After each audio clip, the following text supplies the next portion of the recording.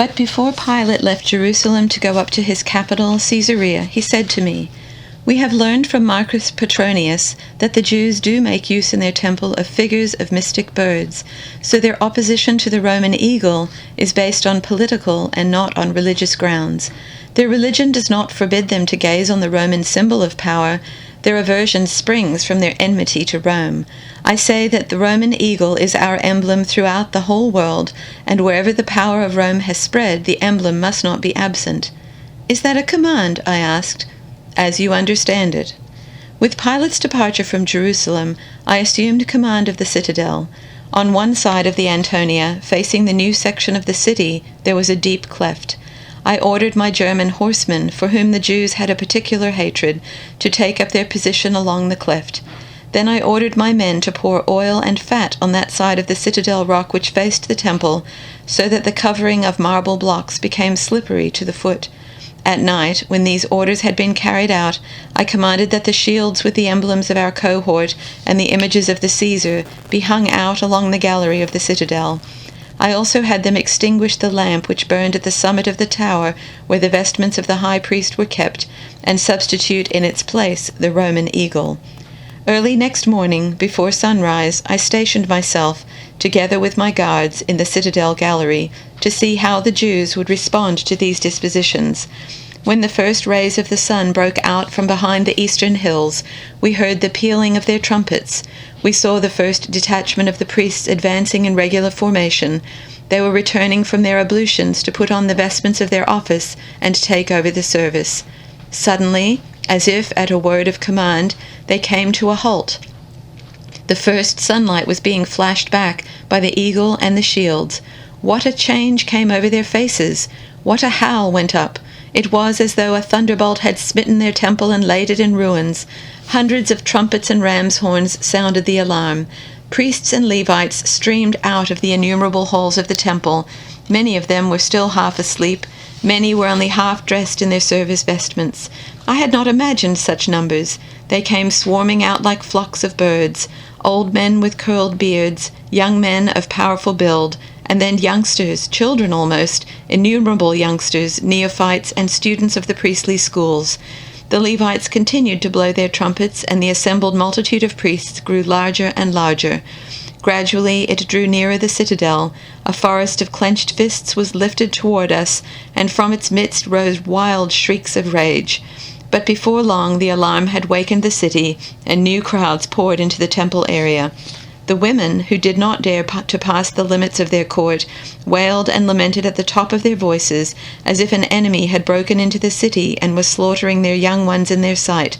A deeper, more ominous roaring came from the men, whose packed masses were drawing nearer and nearer to the citadel. From the side of the cleft there was no approach. The German horsemen were stationed there, and a rain of arrows kept the space before them clear. On the other side, however, the priests, advancing where the common people did not have permission to follow, made the attempt to crawl up the citadel rock. They lifted each other up, they stood on each other's shoulders, they laid themselves on their backs and tried to work their way up. But there were no cracks in the covering of marble blocks, no holds for finger or toenails. They slid back from the oiled surface. Meanwhile, our good Ascalon legionaries, mixed with Samaritans who had been brought from the Jericho garrison, stood in the shelter of the turrets and were overjoyed at this opportunity to teach the insolent Jews a lesson. They shot the climbing figures down, one by one, like birds, and we watched the Jews rolling over, tumbling, to shatter their heads on the stony rock of the platform. Such was their persistence, however, that some of them actually managed to reach the upper rock, and from time to time a hand was laid on the lattice of the gallery. Then an Ascalonite would draw his broadsword, the hand would be severed with a single stroke, and the body would go rolling like a pea down the slope. Sometimes again the Ascalonite would put the climber out of his misery by bringing the blade down on his head.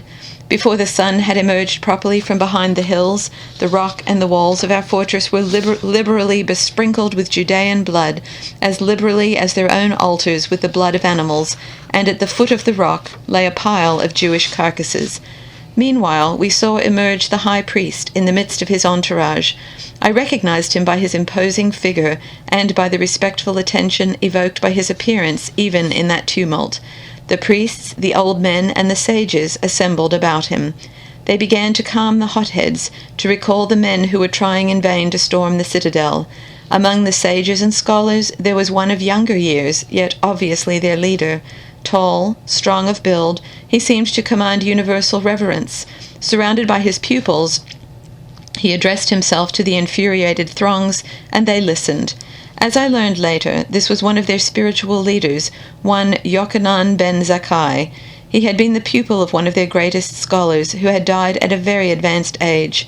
This Yochanan ben Zakkai restrained the hotheads, assisted by old Hanan, the father-in-law of the high priest. I at once recognized Hanan as the head of the deputation which had met us at the gates of Jerusalem. Surrounded by his 5 sons, he approached the citadel walls and made signals that he wished to address us. I sent down a messenger and asked him what he wanted. An audience, was the reply, but I had not power to grant him an audience. I came out into the open on the gallery, though there was danger of being hit by a stone or by the arrow of some hidden marksman, and asked him what he wanted. He spoke Latin with difficulty, but had a good command of Greek. In a poor Latin, mixed with many Greek words, he alluded to the exposed eagle and shields and, as the Jews always did, appealed for their ancient privileges.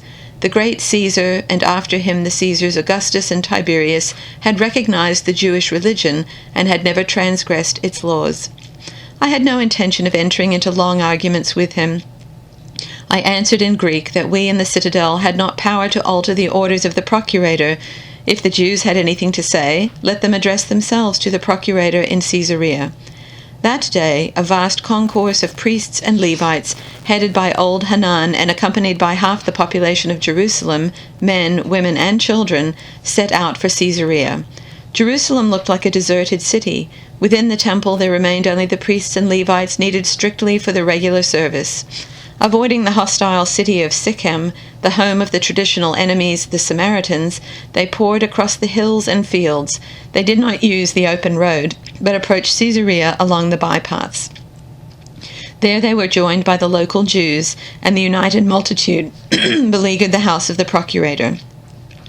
5 days and 5 nights Pilate let them camp in the white marble streets of Caesarea, the city built by their own king, and would not give their leaders audience.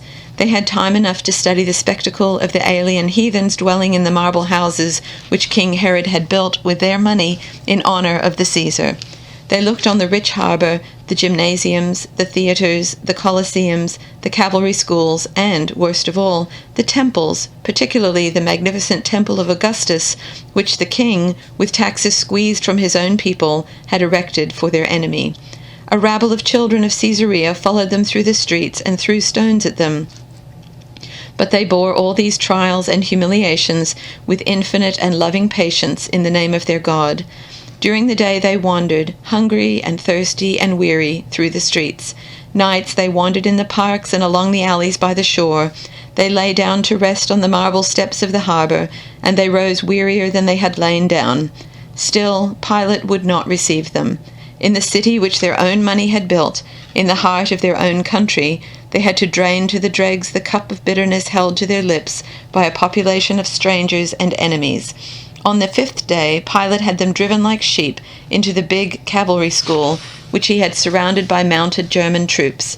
He then admitted into the midst of the Jews detachments of Ascalonites and Samaritans, headed by Greeks. This done, he sent word to the Jews that if they did not disperse quietly to their city and pay honor to the Roman eagle and shields, he would have them trampled like worms by the hoofs of the cavalry. What think you was their response? All of them, from their spiritual leader and the priests down to the women and children, threw themselves on the ground like one man and cried, "You may send against us not only the wild Britons and the German riders, but even the fiercest beasts. We will welcome death 1,000 times before we will pollute our sanctuary with alien symbols." Pollute our sanctuary? Pollute it with the Caesar's picture and the triumphant eagle of Rome? The incredible insolence of the Jews. Had I been Pilate, I would have taken them at their word. But Pilate had in mind something other than the honor of the Caesar's picture and the Roman eagle. He admitted to private audience cunning old Hanan and remained closeted with him for 2 whole hours.